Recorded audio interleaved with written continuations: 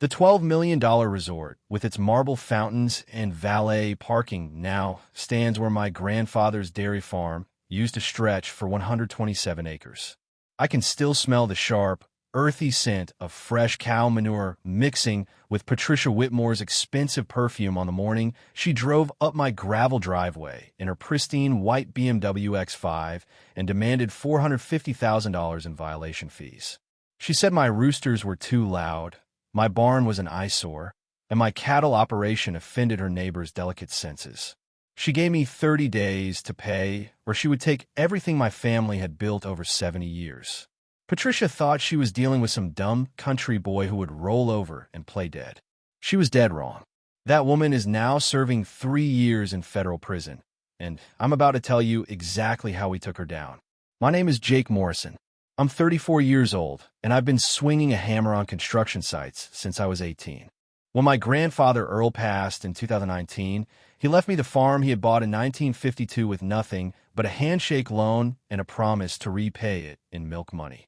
He had turned those 127 acres into one of the finest small dairy operations in East Tennessee.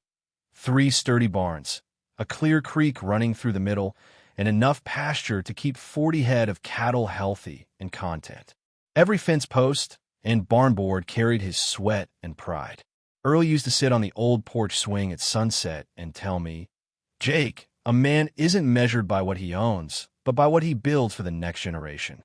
When he died, I also inherited $89,000 in medical debt. I wasn't a farmer by trade, but I refused to let the bank or anyone else take what Earl had bled for. In 2020, the trouble started when developers began building Willowbrook Estates right next door. Suddenly, my weathered barns and pastures were surrounded by million-dollar McMansions staring down at us like we were some embarrassing relic of the past. The HOA formed before the first families even moved in. I was too busy trying to keep the farm afloat and pay off medical bills to pay much attention to a bunch of city folks playing neighborhood politics. Then Patricia Whitmore entered my life. It was 7 in the morning, and I was out feeding the chickens when her BMW crunched up the gravel drive.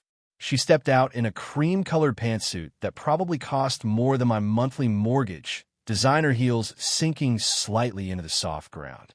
The sharp scent of her perfume clashed with the honest smell of the farm. "Good morning," she said with that fake Southern Belle accent, sweet as molasses but sharp as a razor. "I'm Patricia Whitmore, president of the Willowbrook Estates Homeowners Association. We need to discuss your problem." She pulled out her clipboard and began ticking off violations like she was reading a death sentence. Excessive noise from roosters before 8 a.m., unsightly agricultural structures visible from the road, and odors affecting neighboring property values. She wrinkled her nose at the manure. "Things have changed around here, Mr. Morrison. We have standards to maintain. $500 per month should cover the inconvenience to your neighbors. $500 a month for the crime of continuing to farmland my family had owned for 70 years. When I asked what would happen if I refused, her smile turned ice cold. "Then we'll have to explore other legal remedies. I'm an attorney, Mr. Morrison. You'd prefer to handle this reasonably rather than expensively."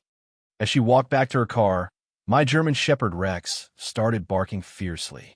Patricia flinched and shot me a look that could freeze hell. In that moment, I knew this wasn't about roosters or barn aesthetics. This was about power, and Patricia Whitmore had just declared war on the wrong man. 2 weeks later, a certified letter arrived claiming an EPA complaint had been filed about potential groundwater contamination from my cattle. The technical language about nitrogen runoff and bacterial loads was far too sophisticated for any ordinary neighbor. An EPA inspector showed up, took water and soil samples, and left. 3 weeks later, the results came back completely clean, but I still received a $3,200 bill for the testing. While I struggled to pay that on a construction worker's salary, the local newspaper ran a story headlined "Farm Practices Under Investigation," painting me as suspicious without mentioning that every test had cleared me. I drove to the county clerk's office, that musty building that smelled of old coffee and decades of paperwork, and started pulling public records. That's when I found the smoking gun. Patricia Whitmore's law firm had handled every legal document for the Willowbrook Estates development, and she herself had written the HOA covenants.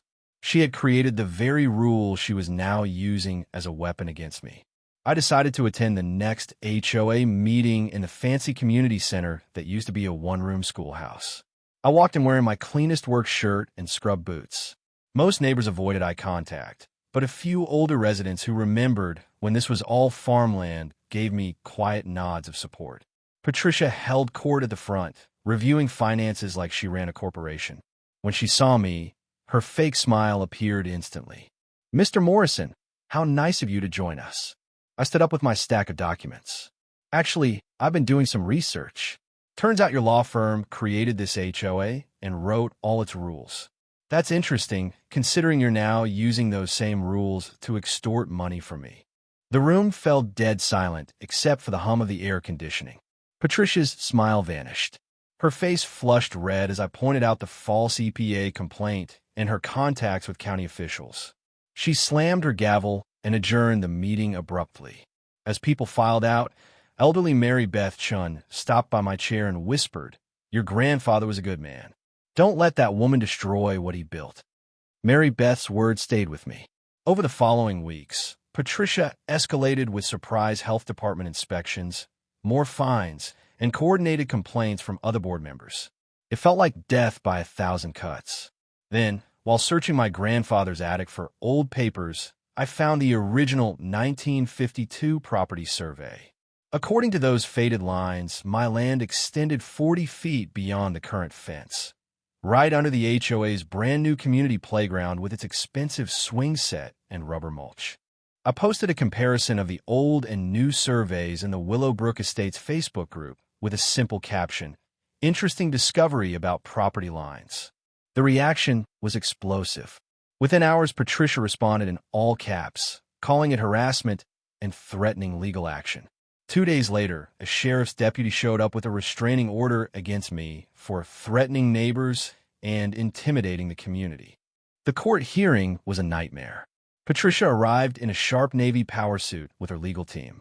The judge issued a temporary restraining order preventing me from contacting board members or posting about them online.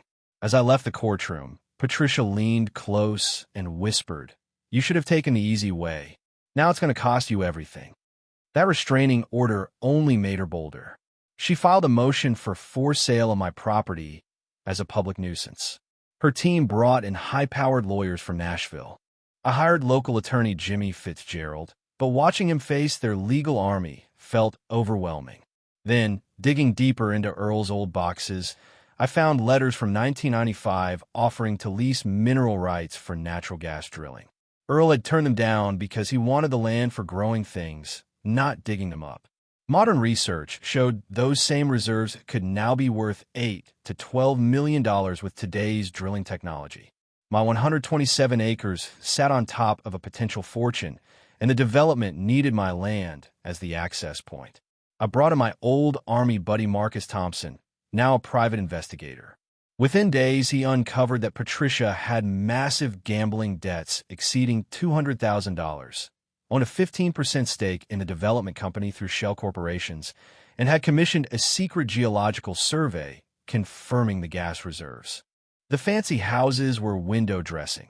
The real plan was to turn the area into a natural gas extraction site, disguised as a luxury resort and community. With Marcus's evidence, Jimmy's legal motions, and my journalist cousin Tommy's media connections, we built a strong counterattack. We also gained support from Mary Beth Chun and other longtime residents who had grown tired of Patricia's bullying. I quietly negotiated a legitimate, environmentally responsible drilling lease with Tennessee Energy Partners worth $12 million over 10 years. Patricia grew desperate. She accelerated her timeline, filed an emergency motion claiming I was mentally unstable and dangerous, and even orchestrated a burglary that stole my original documents, though we had digital backups and security footage. Anonymous flyers smeared my reputation around town, but every desperate move only created more evidence against her. The climax came at the packed county commission meeting. The room was standing room only with cameras rolling. Patricia gave a polished presentation promising jobs and tax revenue from her Tennessee Gateway Energy Center. When it was my turn, I stood at the podium with Earl's old briefcase and laid out the truth. Her undisclosed financial stake, the harassment campaign, the fraudulent complaints, and the fact that I had already signed a clean drilling lease that would preserve the surface land while generating real economic benefit.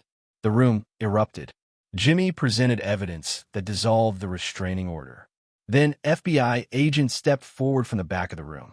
"Miss Whitmore, you're under arrest for conspiracy to commit fraud, obstruction of justice, and violation of federal civil rights statutes." Patricia's perfect mask shattered as handcuffs clicked around her wrists. Cameras captured every moment of her breakdown while the crowd, led by Mary Beth Chun, rose in a standing ovation. Within weeks, Patricia pleaded guilty and received 3 years in federal prison plus millions in restitution. The HOA dissolved itself. I signed the drilling lease, used the first royalty payment to establish the Earl Morrison Community Fund to support family farms, scholarships, and legal defense for landowners facing similar fights. The farm is thriving again with more cattle and a restore barn. Sarah and I are planning our wedding under the old oak tree where Earl used to watch the sunsets. The land my grandfather built with hard work and integrity is still in the Morrison family, and always will be.